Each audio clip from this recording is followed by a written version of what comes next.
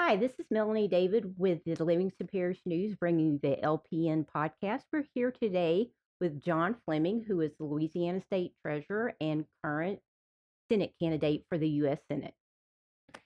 So, we're going to start off talking about a few things you may or may not know about him. These are some things that I thought were interesting to sort of give you some background. First of all, tell us about your time in the Navy. Well, I was in the Navy 6 years. I really enjoyed the Navy. I was a Navy doctor. And 2 years, my wife and I were stationed at Guam, on the island of Guam. Oh, okay. And part of my duties was to deliver babies. I delivered a lot of babies on Guam, sometimes during hurricanes. They call them typhoons out there, but same thing. But I really enjoyed my time in the service. I've always admired men and women in uniform. My dad served in World War II. My uncles served, both fighting against Japan and fighting against Germany in World War II. And so it was a great privilege and an honor to serve in uniform. Okay, and also some of the reading I was doing, your military roots go way back, all the way to being one of the sons of the American Revolution. Can you tell us Yes. a little bit about that? Yes. So my grandmother was born a Clay, and the Clay line is very famous. Henry Clay was a Speaker of the House pre-Civil War who was a so-called great compromiser who held off the Civil War for some years. Also, another relative that he and I both are related to was a Revolutionary War soldier. And but really more importantly, there was a guy by the name of John Clay who was one of the original settlers at Jamestown, Virginia. He was also a military man. He resigned his enlistment and ended up marrying a young lady there at Jamestown, the first permanent settlement, which led to Williamsburg eventually, and of course, the rest is history. But so on my Clay side, I have a lot of folks that played a big part in our nation's beginning. Okay, so you mentioned that you were a doctor in the Navy. Yes, So how did you go from being an MD to politics? right. Well, after medical school and my residency training, I was in the Navy, as I said, for 6 years. And I decided my wife and I wanted to settle down, not travel so much, and open up a private practice. So I opened up my private medical practice in 1982 in a town in North Louisiana, Minden, Louisiana. And it thrived. Really enjoyed family medicine. And in fact, I still have that clinic and still practice from time to time. It was really, to me, it was my way of serving God. I accepted Jesus as my Savior at age 11. And it was my career choice because in serving God, I wanted to serve my fellow man. And in what better way could you do that than healthcare, trying to heal the sick and prevent disease? And that gave me the opportunity, the channel to serve others as a physician. And then after some years of doing that, I also began to open up businesses, franchise businesses. I opened the first Subway restaurant in North Louisiana. Oh, We okay. built up to 32 that still operate today, and other concepts as well. I had a foot in two different careers, one as a healthcare provider and the other as an entrepreneur. Learned a lot from that. And then in 2008, I had the opportunity to run for the United States House of Representatives, which I did, and served 8 years there. Okay. So one of your biggest accomplishments during that time in Congress was that you were one of the founding members of the Freedom Caucus, correct? Yes, yes. Um, many of us became frustrated as conservatives that the Republican Party was not as conservative as you would think it would be. You would have people running for office as a Republican. They wanted to balance the budget. They wanted to cut excessive spending. They wanted to fight back against socialism and some of these liberal woke ideas. But yet, once they were elected into office, many times we would find that they would go along with Nancy Pelosi and Barack Obama. And so a group of us, 9 of us, came together. And some of them are memorable people, such as the governor of Florida. Ron DeSantis was one of the founding members. Jim Jordan, who's head of Judiciary today. Mark Meadows, who eventually became chief of staff for President Trump in the first administration, and others. We all banded together and created this group of about 40 members that solidly anchored conservatism among Republicans and to fight back against the so-called kind of rhino effect that we see even today among Republicans who claim to be conservative but really don't show it in their behavior or their votes. Okay. One of the interesting pieces of legislation that I read about was related to Amtrak and the safe transport of guns that Yep. you were very instrumental in getting this legislation passed. So tell us a little bit about that. Well, it was interesting. I found out that you could easily transport firearms on a commercial airliner as long as it was secure and in the baggage, but you couldn't do it on a passenger train. And so I went forward with that initiative, and it did get passed. And today you can ride the Amtrak and carry your firearms secure in baggage. And again, we are the Second Amendment country of the world. We have access to our firearms and self-protection. And that's the way we've always been from our beginning and the way we always will be as far as I'm concerned. But access to your weapon is very important. And if you can't carry it on Amtrak, then it might not be possible to travel the way you would like to. Okay. Another thing that you have been really outspoken about throughout your time in Congress was the ACA.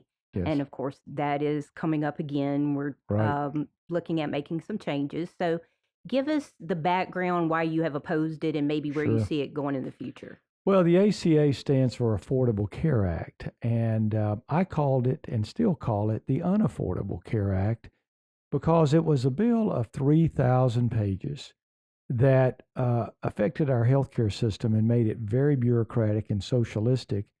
And there wasn't a single word about lowering the cost of healthcare in that entire bill. And in fact, I was one of the leaders to oppose it back in 2010 when it passed.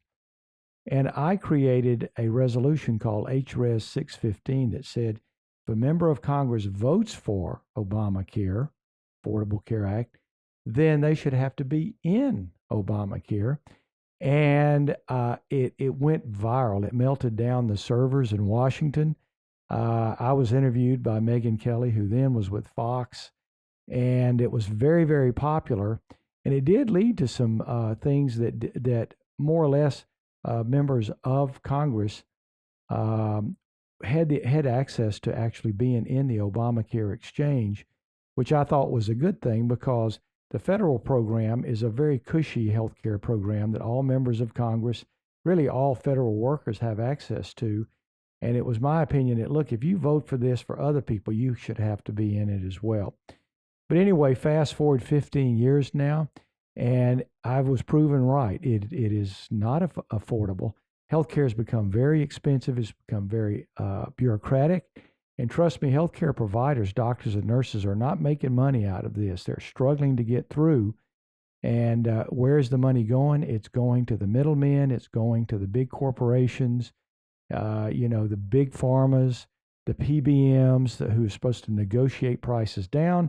They negotiate prices up so they can take a big chunk of it. We desperately need to reform healthcare and bring the marketplace back to healthcare, just like it works in every other aspects of our lives. Now, there are those who would say, well, look, you can't negotiate prices if you have a heart attack and go to the emergency room. Well, of course not. But 95% or more of our healthcare is day-to-day routine. Make an appointment to see a doctor, have a test or an x-ray or something. And there's plenty of opportunity to make that all transparent pricing and negotiable and shoppable, but yet you can't do it. In fact, I would tell you, Melanie, at this moment, if you make an appointment with a doctor in your town here, that doctor will not know what your charges are going to be, and you won't know what your charges are until you get a demand to actually write a check someplace or money drawn from your account. So it's not a consumers oriented type of marketplace. Whereas when you buy apparel or you buy a refrigerator or buy an automobile, you know everything about that. You shop for value, you shop for price. And until we do that with healthcare, you're not going to see those costs come down. Okay. So shifting gears a little bit, let's talk about your current work as treasurer. I know right now the big thing going on is the unclaimed property. So Yes. tell us a little bit about that.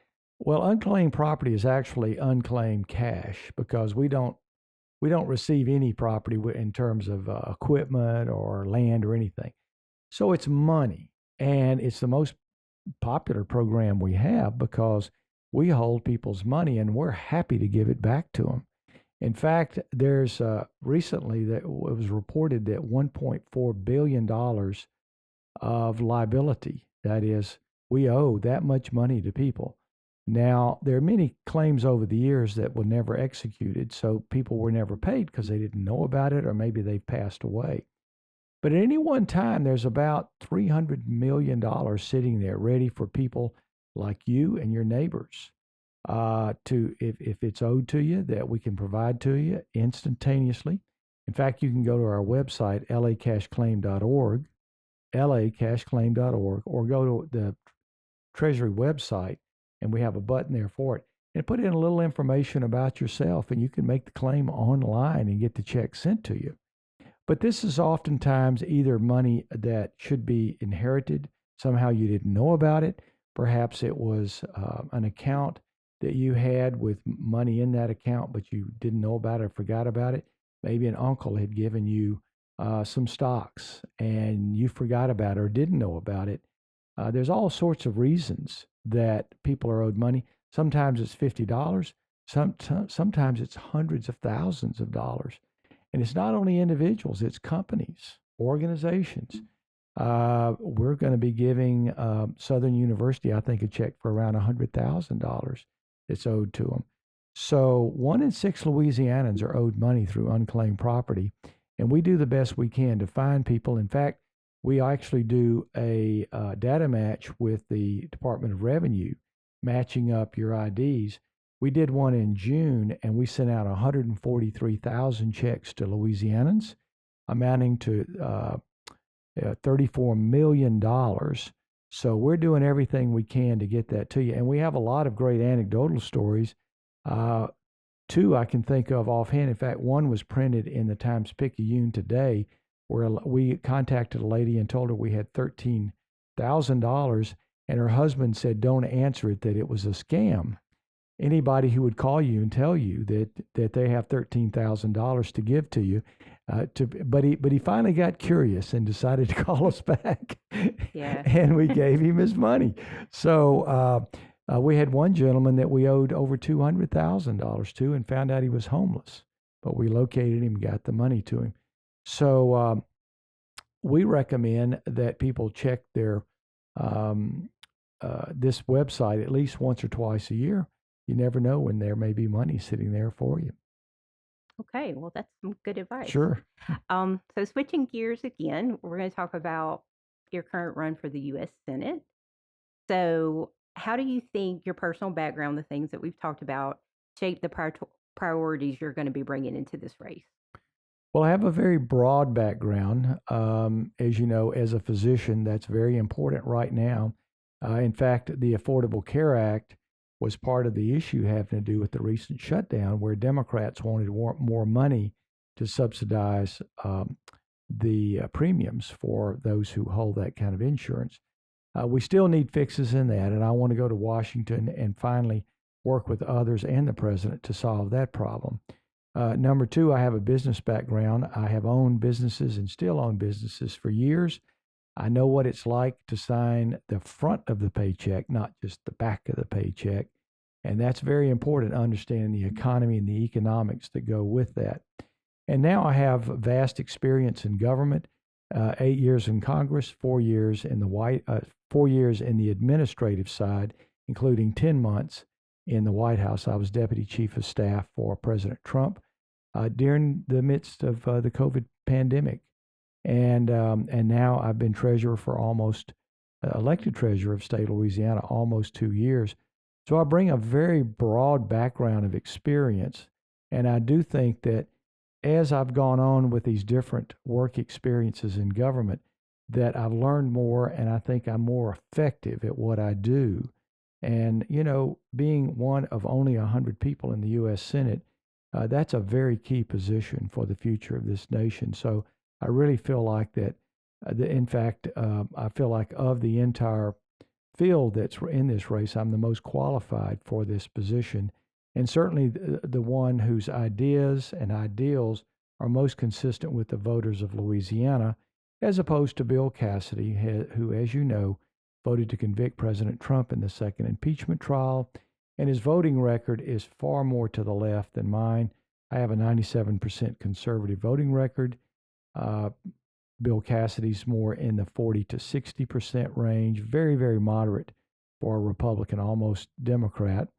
And also, I have A+ rating from NRA and Gun Owners of America, A+ rating on anti-illegal immigration.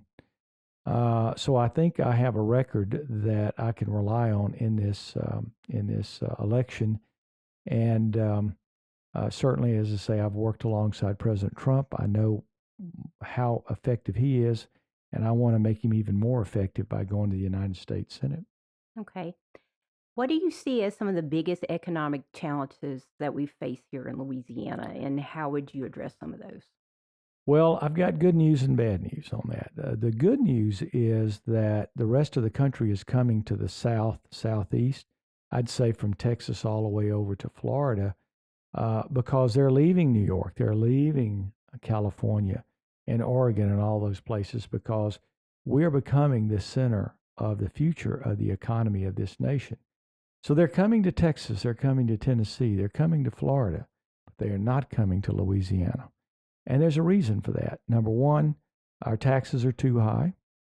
We really need to be on the road to zero personal income taxes like Texas, Tennessee, and Florida. Our insurance rates are way too high, and we've not done enough to fix that. There's not enough tort reform. I know there was an attempt earlier this year, but they fell short of their goals. The legislature did. So there's more work to be done there. And I think we need to focus on true future opportunities.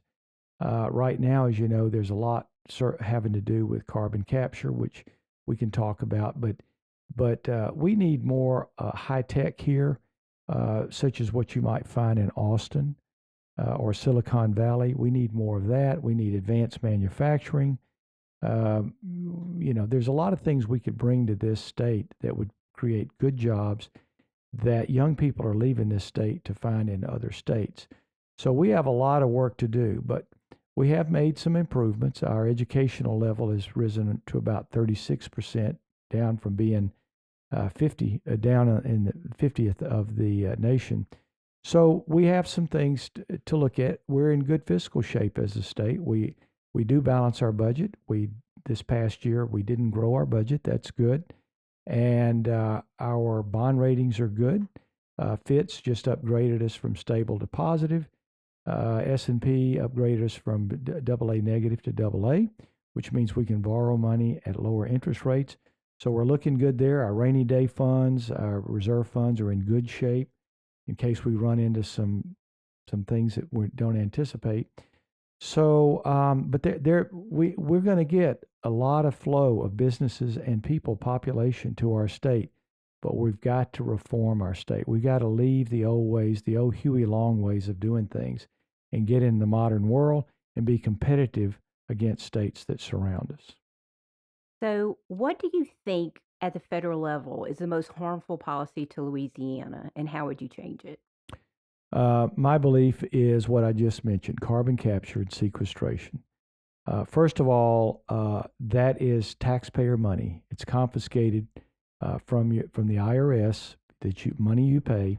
There's something called 45Q tax credits, which makes companies very lucrative, makes them very profitable to utilize those. But what they have to do in order to get those tax credits is to drill a hole in the ground and stuff carbon dioxide under pressure into the ground. And this is a technology that is unproven. Very little, in fact, there have been very few wells ever, injection wells ever produced. And carbon dioxide under pressure is a dangerous gas. It can kill you. I'll give you an example. Lake Nyos in 1986, the lake in Africa, there was a pocket of CO2 that formed underneath a lake. Now, this was a volcanic activity. It was not carbon capture, but it leaked up through the lake, and it killed 1,700 villagers and their animals. But there have been incidences with carbon capture and sequestration. Satarsha, Mississippi, 2020, a pipeline burst, and 45 people lost consciousness, foamed at the mouth, and had seizures and were taken to the hospital. And what's really bad about it is that you can't drive a vehicle, a combustion engine vehicle, through this stuff because it requires oxygen just like you do. So this carbon dioxide actually displaces the oxygen in your lung, and that's the reason why it has the potential to kill. So number one, it's not safe. Number two, it doesn't go into a pot or any sort of tank. It goes just into the ground, and it spreads from there. And it can go hundreds and thousands of acres from that position. It can leak into the water supply, the water table, or aquifer. If it mixes with water, it can leach heavy metals into the water. It can create carbonic acid, which you cannot consume. It's dangerous. Number two is it destroys your mineral rights because you cannot drill through the plume of carbon dioxide that's pushed in the ground. And then lastly, the thing that I think people dislike the most is that your legislature put into place something called eminent domain, which normally is not necessarily a bad thing, because if you have a house and it's in the way of progress, such as, let's say, building a highway or something, then the government may have to buy your land, compensate you properly, justly, and then they move your house, or you have to buy and rebuild a house elsewhere. But this is different. This actually gives the power to private companies, foreign and domestic, the ability to confiscate your land, use of your land, without your permission or your knowledge or without reimbursement. And that is a very bad thing. Property rights are fundamental to us as Americans, and this has taken property rights away. And our legislature voted this in through at least 8 key bills, over a period of 5 years. And that's Republicans as well as Democrats. And so where does the federal government come in? Well, all these projects come to a screeching halt if there were not the 45Q tax credits, which are federal tax credits in federal legislation. And my goal, among others, the first bill that I'm going to submit to the U.S. Senate when I'm elected is the full repeal and defunding of 45Q tax credits, because we don't have to do anything else. These projects only exist because of the tax credits, only because of your tax money. There is no economy out there. There's no marketplace for this. This is simply this whole idea that carbon dioxide in the atmosphere is a danger to you, and I'll get to that in a moment. And as a result of that, your tax money has to be confiscated in order to further confiscate your land and put a dangerous substance underneath your land. Now, so is carbon dioxide in the atmosphere dangerous? Well, that was put into law under President Obama in 2009 to say that CO2 is a pollutant to the atmosphere. Well, right now the EPA, under its current administrator and under President Trump, they're passing a rule to remove that carbon dioxide is not a pollutant in the air. So then if it's not a pollutant in the air, then why do we spend all of this billions of taxpayer money in order to inject CO2 concentrated underneath our land? And the plan is that Louisiana would be a hub for this. That means 40% of all carbon sequestration would be in Louisiana. And that doesn't count all of the thousands of abandoned oil wells that have to be capped in order to prevent this from leaking up through those abandoned oil wells. So as you can see, this is a big, hot mess, and we need to stop it and stop it now. And I'm the only elected official that's been opposed to carbon capture and sequestration. And there are two candidates in this race with me for the U.S. Senate who voted for it every single time as legislators. So there's a lot of work to do with that, but that is the one area, in answer to your question, that we really need help for Louisiana through federal legislation. Okay, so my next question is related to that because a lot of the people here locally feel very unheard and sort of forgotten by Washington, Right. especially on this issue because Yes. it's wildly unpopular here. Yes. So, what would you tell those voters who feel like on certain issues like this that they've sort of been forgotten by Washington? What would you tell them that you would do differently? Well, I think that unfortunately people don't track the voting records of people they send to Washington or to Baton Rouge. Let me talk about the legislature for a moment. Remember, the legislature brought this here, and many of the people who are in the legislature today were there the first time this bill was passed in 2020.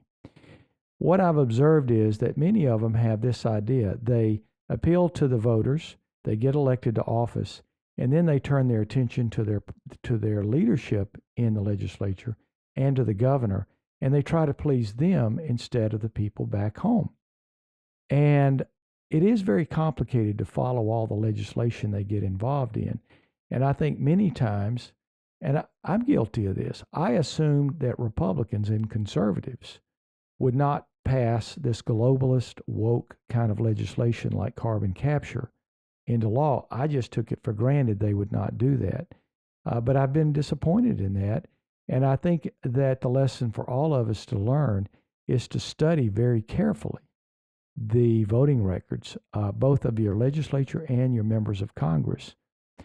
There is an organization called LCAG, and I forget what that acronym stands for. It's run by Chris Alexander, and he studies the votes very, very carefully and in detail. And he has periodic podcasts. He also publishes a lot.